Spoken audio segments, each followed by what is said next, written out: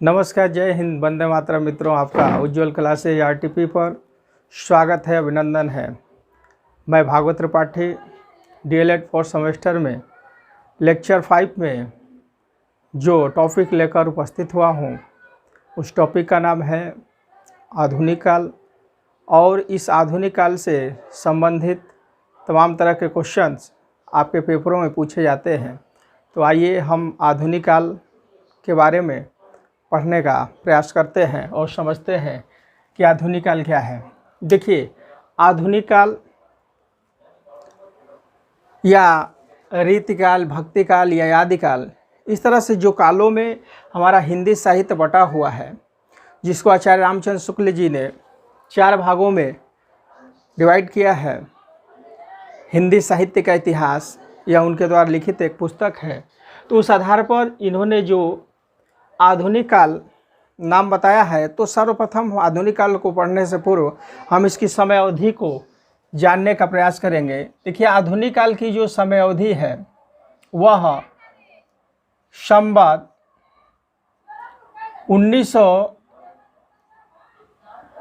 1900 से अब तक या आज तक, इसकी जो समय अवधि है संवत 1900 से आज तक है। अगर इसको सन में हम विभाजित करेंगे तो ये 1843 ईस्वी से अब तक का जो समय है, इसको आधुनिक काल के नाम से जाना गया है। लेकिन आचार्य रामचंद्र जो शुक्ल है वह 1843 से 1923 ईस्वी तक में इसको विभक्त किया है। तो हम इसको अगर सन में ऐसे भी कर सकते हैं। अधिकांश विद्वानों के अनुसार इसकी जो समय अवधि ईस्वी में बताई गई है 1843 से अब तक, ऐसे कर लेंगे, अब तक।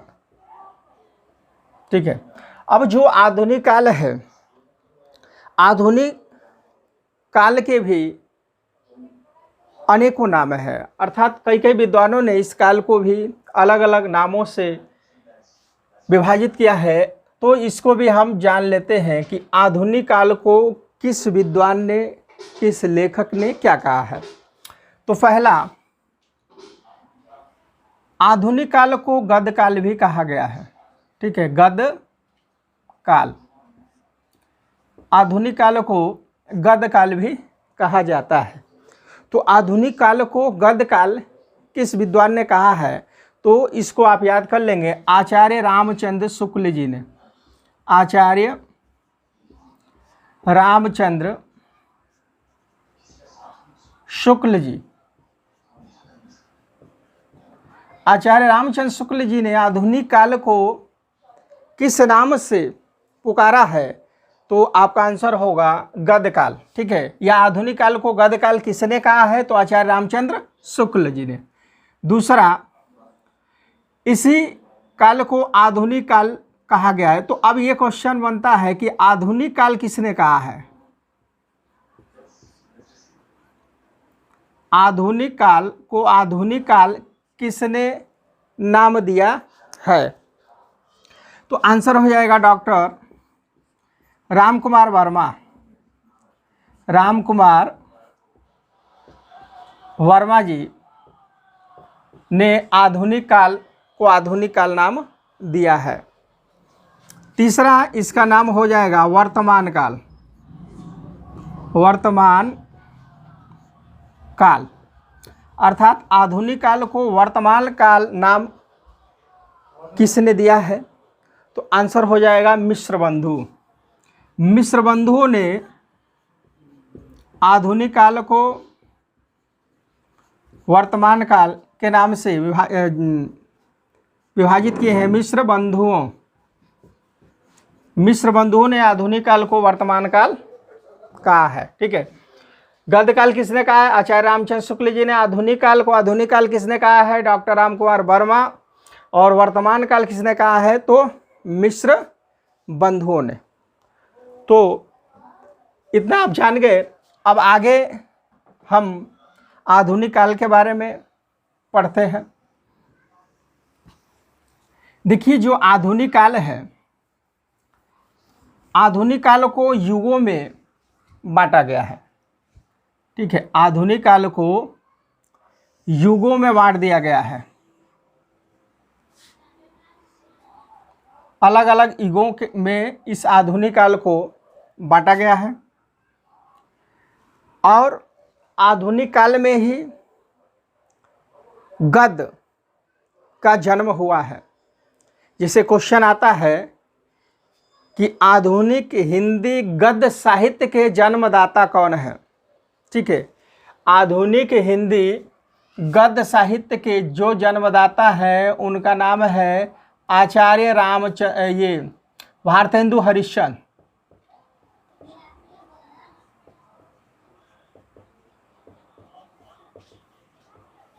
भारतेंदु हरिश्चंद्र जी को आधुनिक हिंदी गद्य साहित्य का जनक माना गया है, क्योंकि इससे पूर्व जो भी रचना होती थी वह अधिकांश मात्रा में पदात्मक रूप में होती थी और कहीं कहीं गद्यात्मक साहित्य भी मिले हैं रीतिकाल में, लेकिन उन में अधिक मात्रा में ब्रजभाषा, उर्दू और फारसी भाषा का सम्मिश्रण है।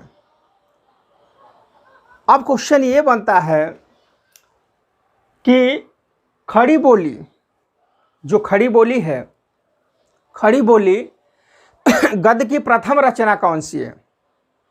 तो मैं आपको बता देना चाहता हूं कि खड़ी बोली गद्य की जो प्रथम रचना है, यह रचना कवि गंग द्वारा लिखित चंद छंद वर्णन की महिमा है। चंद छंद वर्णन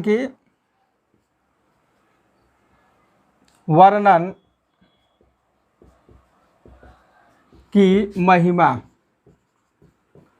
देखिए, ये चंद छंद वर्णन की जो महिमा है, इसको खड़ी बोली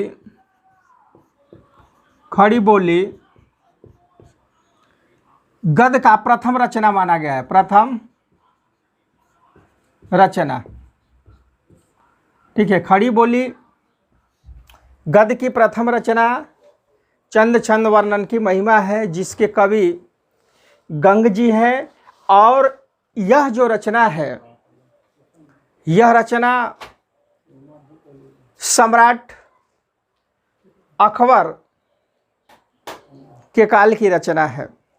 ठीक है, लेकिन इसका जो विस्तारित रूप या अन्य गद्य विधाओं का जो जन्म हुआ है वह जाकर हुआ है आधुनिक काल में। और आधुनिक काल में इस गद्य को अधिक मात्रा में प्रसारित करने वाले जो हिंदी के विद्वान हैं वह भारतेंदु हरिश्चंद्र जी हैं, जो भारत के इंदु अर्थात चंद्रमा की उपाधि को प्राप्त हुए हैं। तो भारतेंदु जी को आधुनिक हिंदी गद्य साहित्य का जन्मदाता माना गया है। ठीक है, और क्वेश्चन ये आता है कि हिंदी गद्य साहित्य की प्रथम रचना कौन सी है। तो चंद छंद वर्णन की महिमा, जो खड़ी बोली में लिखी गई है, जिसके लेखक हैं कवि गंग। कवि गंग द्वारा लिखित यह हिंदी साहित्य में गद्य विधा की खड़ी बोली की प्रथम रचना है। तो आइए हम आधुनिक काल को युगों में विभाजित करके पढ़ते हैं। जैसे आधुनिक काल को कई युगों में बांट दिया गया है। पहला हो गया भारतेंदु युग, दूसरा हो जाएगा द्विवेदी युग,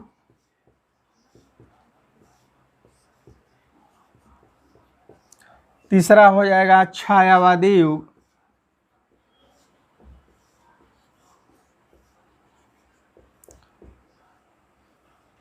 चौथा हो जाएगा प्रगतिवादी युग, पांचवा प्रयोगवादी युग,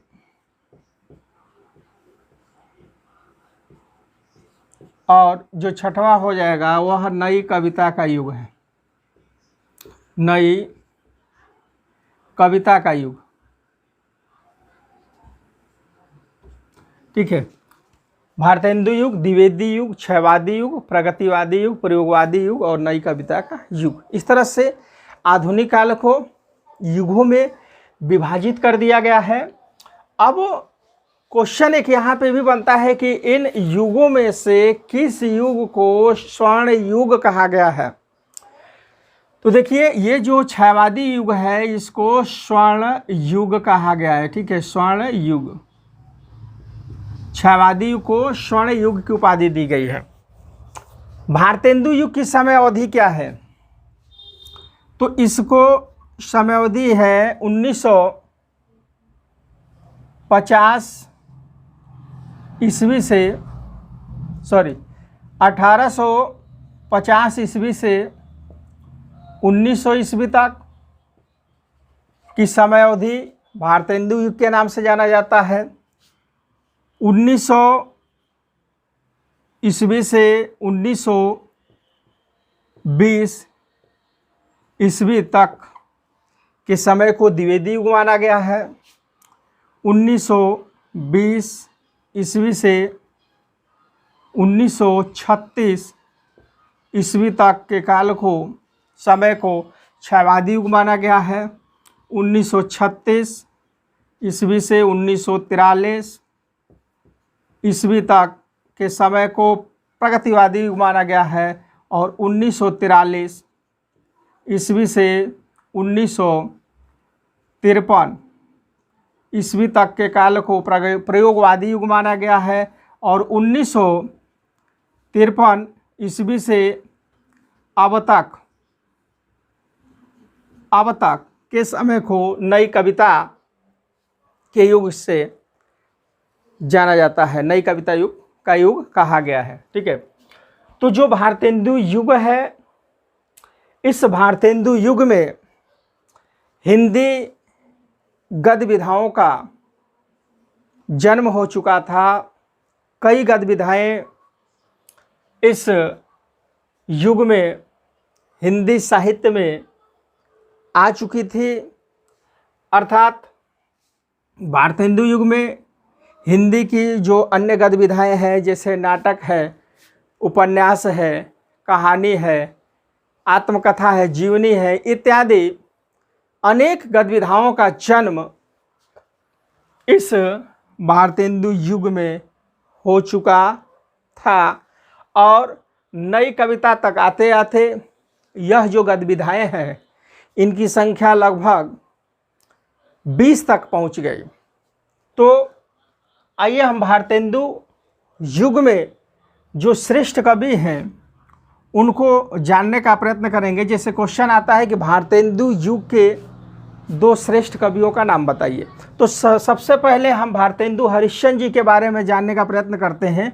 यह जो भारतेंदु हरिश्चंद्र हैं, जिनको आधुनिक हिंदी गद्य साहित्य का जन्मदाता माना गया है, इन्होंने हिंदी साहित्य के क्षेत्र में बहुत ही महत्वपूर्ण कार्य किए हैं। यह गद्य के क्षेत्र में और पद्य के क्षेत्र में, दोनों ही क्षेत्रों में हिंदी साहित्य को इन्होंने समृद्ध किया, मजबूती प्रदान किया। तो भारतेंदु हरिश्चंद्र जी एक अच्छे कवि भी थे और एक अच्छे कवि के साथ साथ एक अच्छे लेखक भी थे। जैसे यह एक अच्छे नाटककार भी थे, इनको अच्छा नाटककार भी माना गया है। इन्होंने लगभग 17 से ऊपर नाटक लिखे हैं और इनकी जो नाटक है बहुत ही शिक्षाप्रद नाटक है, हास्य व्यंग्यात्मक शैली में इनकी लिखी गई नाटक है।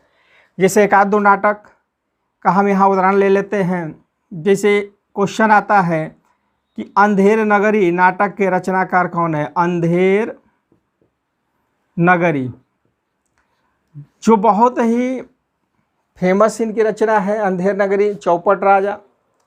तो इसके जो रचनाकार हैं भारतेंदु हरिश्चंद्र जी हैं। ठीक है, इन्होंने जनमानस की भाषा में इस प्रहसन को लिखा जो कई बार पेपरों में अंधेर नगरी इनके द्वारा पूछा गया जो नाटक है, कई बार आ चुका है।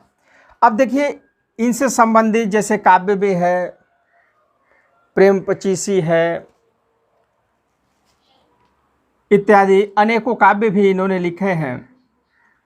पत्र देखते हैं, इनके द्वारा लिखित जो पत्रों की संख्या है, पत्र जो है अधिक मात्रा में पूछा जाता है, पत्रों की संख्या 3 बताई गई है। इन्होंने जो पत्र लिखा है, पत्र का संपादन इन्होंने जो किया है, उस पत्र का नाम है हरिश्चंद्र मैगजीन। हरिश्चंद्र मैगजीन को इन्होंने संपादित किया। अगला कविवचन सुधा, कविवचन सुधा पत्र के भी संपादक रहे हैं। बाल प्रबोधिनी पत्रिका के भी इन्होंने सफल संपादन किया है। तो क्वेश्चन ये आता है कि हरिश्चंद्र मैगजीन के संपादक कौन थे, तो भारतेंदु हरिश्चंद्र। कविवचन सुधा के संपादक भारतेंदु हरिश्चंद्र। बाल प्रबोधिनी पत्रिका के संपादक कौन है, भारतेंदु हरिश्चंद्र जी है। देखिए, भारतेंदु हरिश्चंद्र जी ने सर्वप्रथम यात्रा वृतांत भी लिखा है। तो हिंदी साहित्य की जो प्रथम यात्रा वृतांत है वह सरयू पार की यात्रा है, जिसके लेखक भारतेंदु हरिश्चंद्र जी है।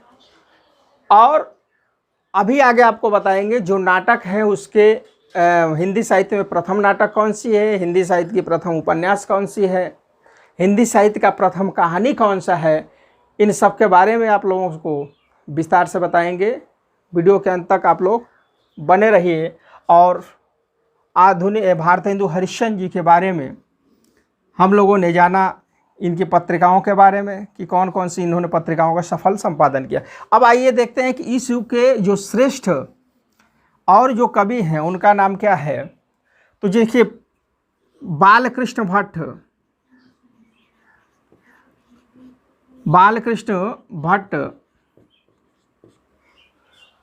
जी भारतेंदु युग के श्रेष्ठ निबंधकार भी थे, कहानीकार भी थे, लेखक भी थे, कवि भी थे। प्रताप नारायण मिश्र,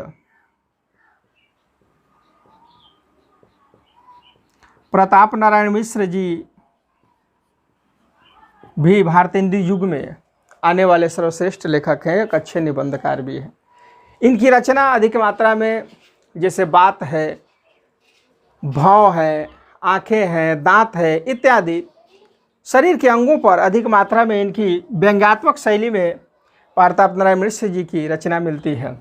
अब देखिए, बालकृष्ण भट्ट द्वारा संपादित एक महत्वपूर्ण पत्रिका है, उस पत्रिका का नाम बताना है, ठीक है। तो जैसे क्वेश्चन आता है कि हिंदी प्रदीप, हिंदी प्रदीप पत्रिका के संपादक कौन है। हिंदी प्रदीप पत्रिका के संपादक है बालकृष्ण भट्ट। ब्राह्मण पत्रिका के संपादक कौन है, तो ब्राह्मण पत्रिका के जो संपादक है वह है प्रताप नारायण मिश्र। तो ये पत्रिकाएं हैं, इन पत्रिकाओं को भी आप नोट कर लेंगे, क्योंकि कई बार ये क्वेश्चन पूछ दिए गए हैं कि हिंदी पत्रिका के संपादक कौन है या ब्राह्मण पत्रिका के संपादक कौन है। तो हिंदी प्रदीप बालकृष्ण भट्ट, ब्राह्मण जो हो जाएंगे प्रताप नारायण मिश्र जी हो जाएंगे। तो अब आगे बढ़ते हैं, इसमें और भी बहुत सारे कवि आते हैं, लेकिन इसमें भारतेंदु हरिश्चंद्र जी की महत्वपूर्ण भूमिका है और इन्होंने आधुनिक काल को अधिक मात्रा में समृद्ध करने का प्रयास किया। अर्थात इस काल में बहुत से लेखक आए और खड़ी बोली हिंदी में अपनी रचना किया करते थे, चाहे वह गद्य के क्षेत्र में हो या पद्य के क्षेत्र में हो। लेकिन उन सभी गद्यों का जो परिमार्जन किया गया, उन गद्यों में जो त्रुटियां आती थी, जो कमियां आती थी, उनका अगर कहीं स्वच्छता अभियान चलाया गया तो वह जो है द्विवेदी युग में हुआ है। द्विवेदी युग महावीर प्रसाद द्विवेदी जी के नाम पर द्विवेदी युग पड़ा है। क्वेश्चन ये आता है कि द्विवेदी युग किस द्विवेदी के नाम पर है, तो महावीर प्रसाद द्विवेदी जी।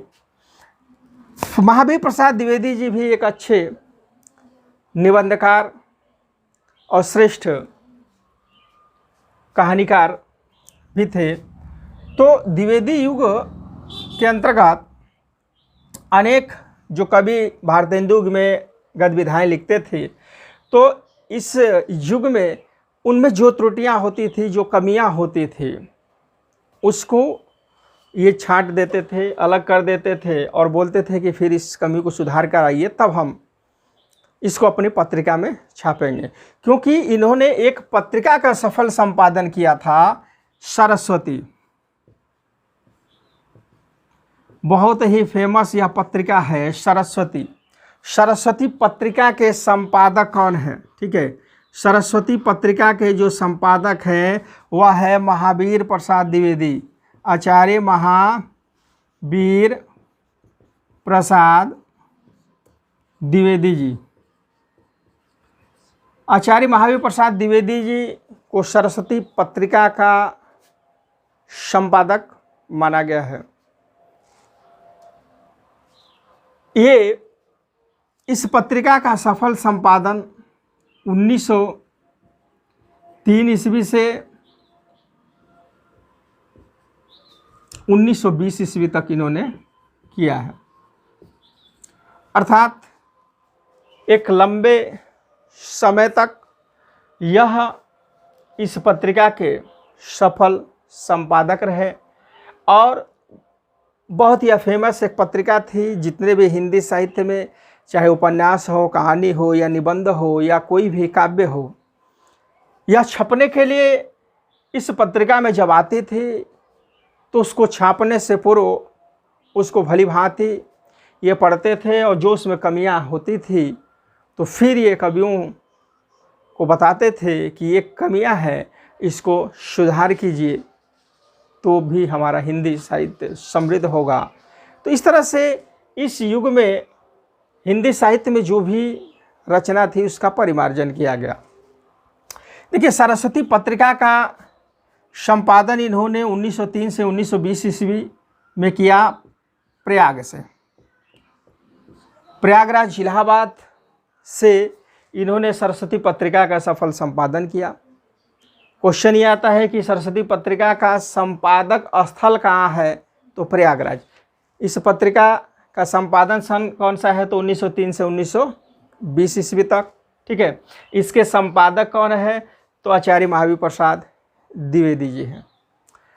अब सरस्वती पत्रिका का जो प्रथम संपादक है वह है चंद्रबली शुक्ल जी।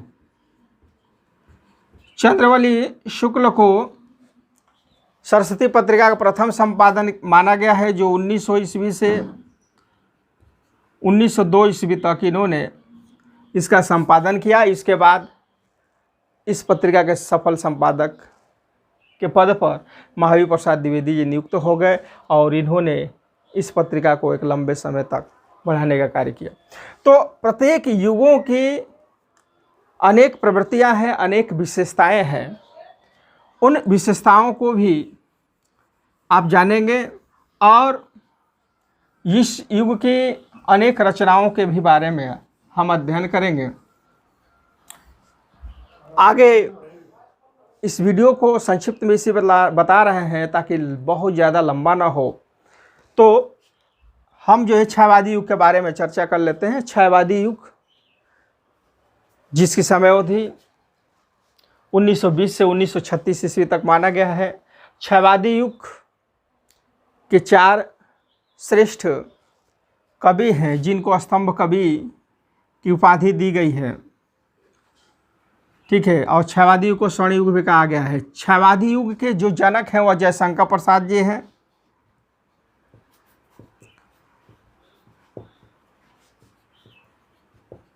जयशंकर प्रसाद, दूसरा हो जाएगा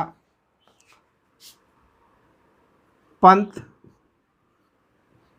तीसरा हो जाएगा निराला और चौथा हो जाता है महादेवी वर्मा।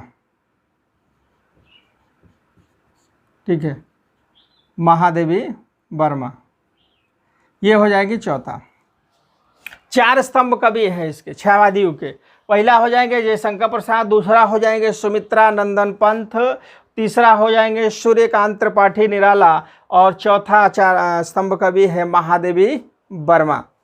तो छायावादी युग के जो जनक हैं वह जयशंकर प्रसाद जी हैं। जयशंकर प्रसाद जी ने हिंदी साहित्य के क्षेत्र में बहुत ही महत्वपूर्ण इन्होंने कार्य किया। अनेक उपन्यास, अनेक कहानियाँ, अनेकों नाटक और काव्य से हिंदी साहित्य को समृद्ध किया। उसी तरह पंत जी भी, इनकी भी बहुत सी रचनाएं हैं जिन्होंने हिंदी साहित्य को मजबूती प्रदान की। निराला जी हैं, महादेवी वर्मा जी हैं, ये सर्वश्रेष्ठ कवि हैं और इन्हीं के कंधों पर ये पूरा छायावादी युग टिका हुआ है। तो इस युग में एक अच्छे कवि और एक अच्छी रचना मिली जिसमें राष्ट्रीय भावना, प्रेम की भावना, प्राकृतिक चित्रण की भावना, समन्वय की भावना इत्यादि अनेक भावनाएं समाज को मिला। इसलिए इस युग को स्वर्ण युग भी कहा गया है। देखिए, जयशंकर प्रसाद जी, काशी में इनका जन्म हुआ था और इनका जो परिवार था सुघनी साहू के नाम से विख्यात था और इनकी जीवन बहुत ही कष्टमय बीता। तो जब इनकी जीवनी बताएंगे तो आपको बता देंगे। इनके जीवन में 3 इनकी शादियां हुई, तीनों पत्नियों की भी असमय मृत्यु हो गई। फिर भी यह सरस्वती का विरत पुत्र हिम्मत नहीं हारा और इस हिंदी साहित्य को समृद्ध करने का हमेशा ये कार्य किए। देखिए, इनकी जो रचना है, जैसे नाटक है, नाटक के क्षेत्र में इन्होंने बहुत ही महत्वपूर्ण इन्होंने कार्य किया। जो इनका प्रथम नाटक है वह है सज्जन। ठीक है, सज्जन को 1910 ईस्वी में इन्होंने सर्वप्रथम लिखा था। तो सज्जन इनका प्रथम नाटक है। इसके बाद जो महत्वपूर्ण नाटक है स्कंद गुप्त, चंद्रगुप्त,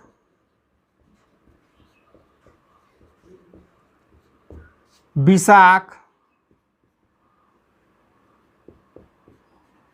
कामना, एक घूंट,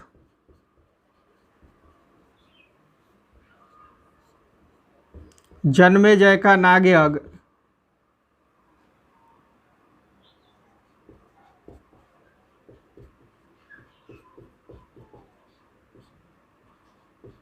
ठीक है, ध्रुव स्वामिनी,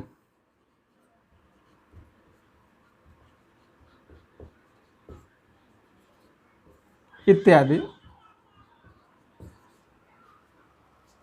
यह सर्वश्रेष्ठ एक नाटककार भी थे। सज्जन, स्कंदगुप्त है, चंद्रगुप्त है, विशाख है, कामना है, एक घूंट है, जन्मेजय का नागयज्ञ है, ध्रुव स्वामिनी है, इत्यादि बहुत से इन्होंने नाटकों की ही रचना की। जिसमें से क्वेश्चन ये पूछा जाता है कि जयशंकर प्रसाद जी का अंतिम नाटक कौन सा है, तो ध्रुव स्वामिनी।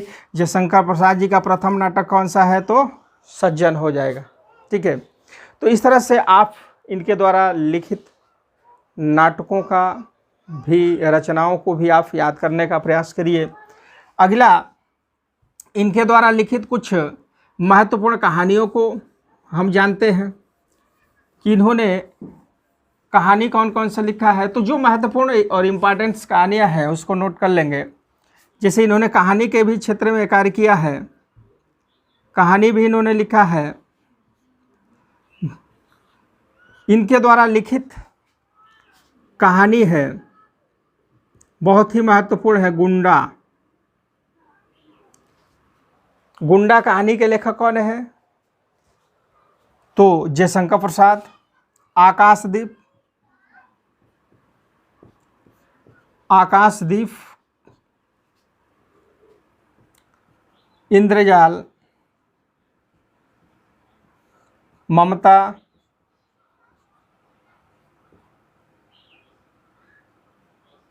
मधुआ, पुरस्कार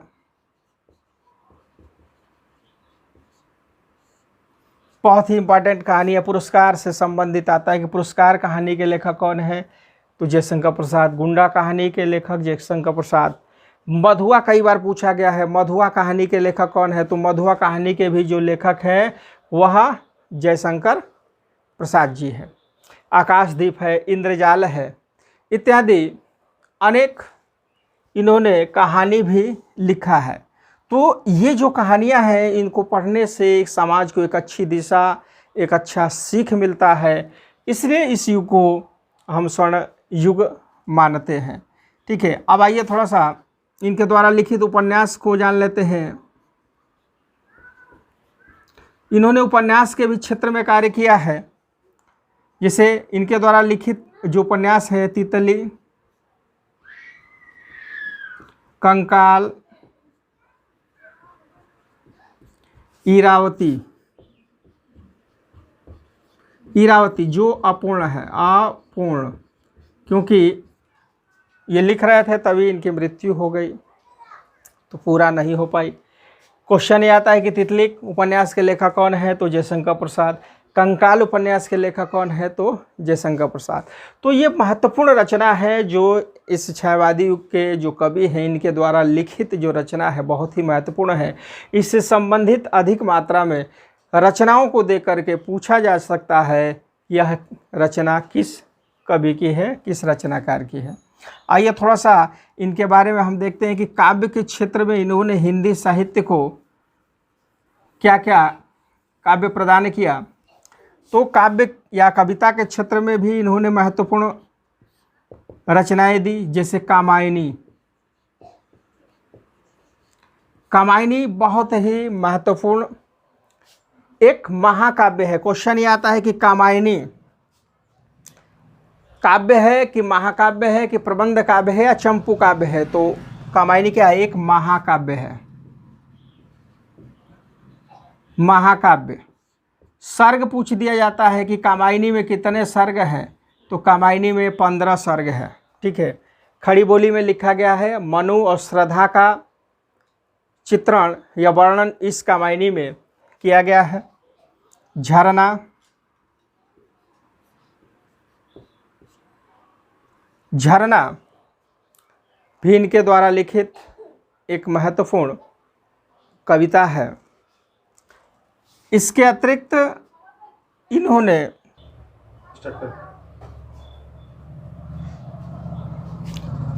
झरना, आंसू इत्यादि, तो इन्होंने अनेक काव्य की भी रचना हिंदी साहित्य को इन्होंने दिया है। तो इनके बारे में विस्तारित रूप में पुनः फिर हम बताने का प्रयत्न करेंगे। वीडियो बहुत ज़्यादा लंबा हो जाएगा, इसलिए थोड़ा शॉर्ट में हम आप लोगों को बता रहे हैं। आइए थोड़ा सा देख लेते हैं पंत जी। पंत जी के बारे में, जिनको प्रकृति का सुकुमार कवि कहा गया है। पंत जी जिनको प्रकृति का सुकुमार, जिनका पूरा नाम है सुमित्रानंदन पंत जी। तो सुमित्रानंदन पंत जी को प्रकृति का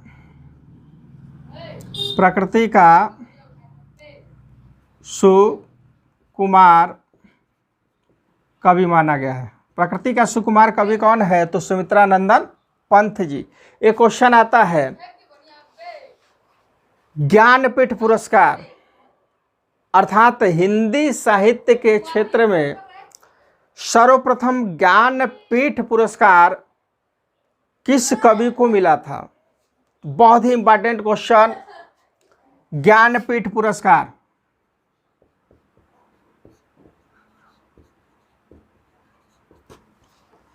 ठीक है, ज्ञानपीठ पुरस्कार हिंदी साहित्य के क्षेत्र में जो ज्ञानपीठ पुरस्कार है इसका बहुत ही महत्वपूर्ण भूमिका है, क्योंकि साहित्य के क्षेत्र में कोई भी कवि हो या लेखक हो अच्छा कार्य करता है, हिंदी साहित्य को समृद्धि प्रदान करता है, तो उनको भारत सरकार द्वारा ज्ञानपीठ पुरस्कार प्रदान की जाती है, जिसमें सरस्वती माता की एक प्रतिमा, प्रशस्ति पत्र और 11 लाख रुपया दिया जाता है। तो हिंदी साहित्य के क्षेत्र में सर्वप्रथम जो ज्ञानपीठ पुरस्कार दिया गया था उस कवि का नाम है सुमित्रानंदन पंत जी। सुमित्रानंदन पंत जी को ज्ञानपीठ पुरस्कार जो हिंदी साहित्य के क्षेत्र में दिया गया था वह था 1968 ईस्वी। 1968 ईस्वी में प्रथम ज्ञानपीठ पुरस्कार दिया गया था सुमित्रानंदन पंत को। रचना कौन सी थी? रचना थी चिदंबरा। चिदंबरा जो इनके द्वारा लिखित एक महत्वपूर्ण रचना है। इस चिदंबरा नामक रचना पर इनको सन 1968 ईस्वी में प्रथम हिंदी साहित्य का ज्ञानपीठ पुरस्कार प्रदान किया गया था। जबकि हिंदी साहित्य में ज्ञानपीठ पुरस्कार प्रदान करने का जो सिलसिला है वह 1965 ईस्वी से ही स्टार्ट हो गया था, जिसमें मलयालम लेखक जिनका नाम था जी शंकर कुरूप, जिनको 1965 ईस्वी में मलयालम भाषा में रचना किए थे और उनको प्रथम जो है ज्ञानपीठ पुरस्कार दिया गया था। लेकिन हिंदी साहित्य के क्षेत्र में या खड़ी बोली हिंदी के क्षेत्र में प्रथम जो ज्ञानपीठ पुरस्कार दिया गया था वह आपका आंसर हो जाएगा सुमित्रानंदन पंत। रचना थी चिदंबरा। चिदंबरा पर 1968 में ये सुमित्रानंदन पंत जी को प्रथम ज्ञानपीठ पुरस्कार मिला था। और ज्ञानपीठ पुरस्कार सर्वप्रथम किसको मिला था? तो जी शंकर कुरूप जी को 1965 में। तो 1968 में इनको प्रथम मिला था चिदंबरा पर। फिर जो ये ज्ञानपीठ पुरस्कार था फिर 1972 ईस्वी में प्रदान किया गया था उर्वशी नामक रचना, जिसके रचनाकार थे रामधारी सिंह दिनकर। इसके रचनाकार है सुमित्रानंदन पंत, इसके रामधारी सिंह दिनकर। रामधारी सिंह दिनकर जी को 1972 ईस्वी में द्वितीय हिंदी साहित्य का ज्ञानपीठ पुरस्कार दिया गया था। फिर इसके बाद तीसरा जो ज्ञानपीठ पुरस्कार मिला था 1978 ईस्वी में कितनी नावों में कितनी बार, ठीक है, कितनी नाव में कितनी बार, कितनी नावों में कितनी बार, ये मिला था अज्ञेय जी को। अज्ञेय जी को 1978 ईस्वी में तीसरा ज्ञानपीठ पुरस्कार मिला था। और 1982 ईस्वी में यामा एक रचना थी जिसके रचनाकार है महादेवी वर्मा, ठीक है। महादेवी वर्मा जी को यामा नामक पुस्तक पर 1982 ईस्वी में चतुर्थ हिंदी साहित्य का ज्ञानपीठ पुरस्कार प्रदान किया गया था। तो ये जो ज्ञानपीठ पुरस्कार था ये 4-4 या 5-5 साल के अंतराल पर कवियों को दिया जाता था। लेकिन 1982 के बाद भारत सरकार ने यह निर्णय लिया कि अब ये जो पुरस्कार है ये हर साल अब प्रदान किया जाएगा, चाहे वह किसी भी भाषा के लेखक हो। हमारे संविधान में जो 22 भाषाएं बताई गई हैं उन भाषाओं में से किसी भाषा के क्षेत्र में कोई भी लेखक या कवि अच्छा कार्य करता है तो प्रत्येक साल यह ज्ञानपीठ पुरस्कार उनको प्रदान किया जाएगा। तो इसके बाद 1922 से यह जो सिलसिला है प्रत्येक साल प्रारंभ हो गया और लास्ट में 1999 में भी मिला है। तो कृष्णा सोबती जी को 2017 में भी ज्ञानपीठ पुरस्कार मिला। इसके अतिरिक्त इससे पूर्व भी कई कवियों को मिला है, लेकिन मेरे बताने का मूल उद्देश्य यही है कि ज्ञानपीठ पुरस्कार का प्रारंभ 1965 में हुआ था। फिर इसके बाद प्रथम जो पुरस्कार मिला था 1968 में चिदम्बरा सुमित्रा नंदन पंत जी को, 1972 में उर्वशी नामक पुस्तक पर रामधारी सिंह दिनकर जी को, 1978 में कितनी नाव में कितनी बार गेज जी को प्राप्त हुआ था और 1982 में यामा पर महादेव वर्मा जी को प्राप्त हुआ। इसके बाद यह जो सिलसिला है हर साल प्रारंभ हो गई। ठीक है, तो इसके बाद हम पुनः फिर, वीडियो ज़्यादा लंबा हो रहा है,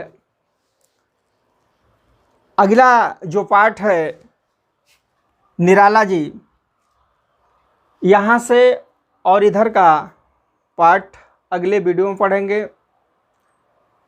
तब तक के लिए आप सभी लोग मेरे द्वारा पढ़ाए गए इस आधुनिक काव्य को याद करिए, इनमें जो रचनाएं हैं इसको पढ़िए और कमेंट कीजिए कि यह वीडियो आपको कैसा लगा।